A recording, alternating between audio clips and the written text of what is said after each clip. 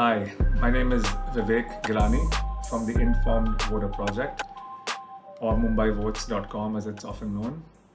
In mid-2023, we conducted a study spanning about 6 months to look at the performance of the current BJP government against its own promises made in the 2019 manifesto.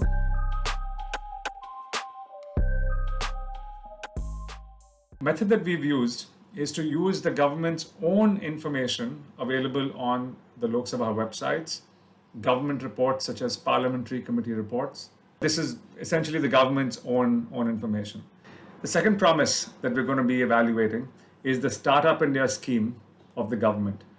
In 2019 manifesto, the government said that they will create 50,000 new startups in India by 2024. When you look at the data, when you go to the startupindia.gov.in website, yes, there are more than 50,000 startups that have been registered.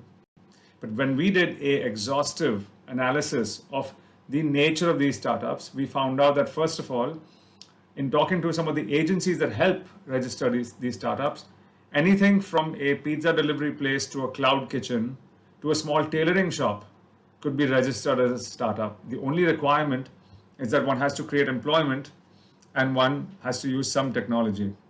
We also found, very shockingly, that about 85 to 90% of the startups that we investigated, and we did a cross-section of startups across the portal, they'd all been registered in the last 2 weeks of February.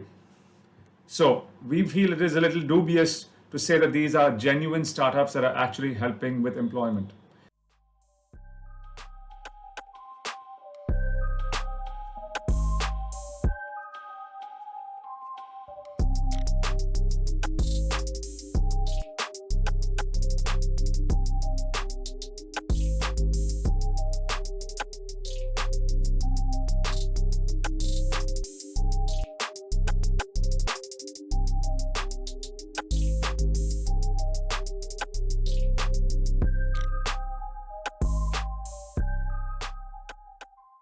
Part of this promise was the setting up of a seed startup fund of 20,000 crore.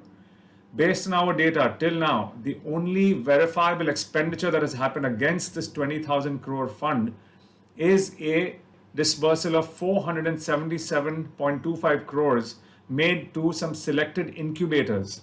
And in February 7, 2024, they have announced that a new corpus of 10,000 crore is going to be established. This was just done a few weeks before the announcement of the elections.